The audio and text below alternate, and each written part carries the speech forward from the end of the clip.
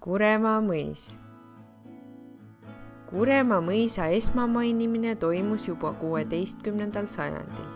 Tõenäoliselt eraldati mõisamaad Liivi ordu endistelt aladelt, kui ordu kaotas võimu Liivimaal.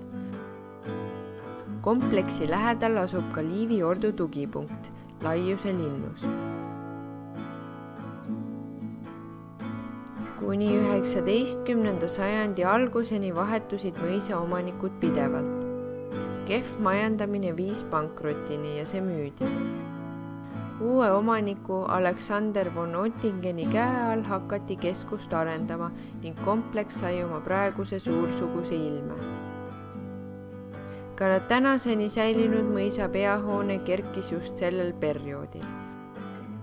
Mõisniku soovil ehitati see peaaegu identseks Suure Kõpu mõisa härrastemajaga. Kuremaal oli oluline kartulikasvatus, mille eesmärgiks oli suurendada piirituse tootmist ja selle abil mõisa sissetulekut tõsta. Kompleksi juurde kuulus ebatavaliselt palju kõrvalhooneid, lausa 48.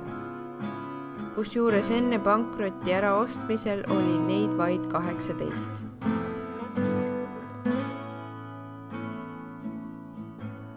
1921. aastal muudeti mõisakompleks põllumajandustehnikumiks, kus tegutses karjakasvatuskool ja piimanduskool. Sinna juurde rajati Kuremaa seakasvatusjaam, kus aretati sigu. 1986. aastal oli peahoones suur tulekahju, kuid see taastati. Hetkel tegutseb härrastemajas põllumajanduskooli ja piirkonna ajaloomuuseum. Kompleksi kasutatakse peamiselt rendiürituste jaoks.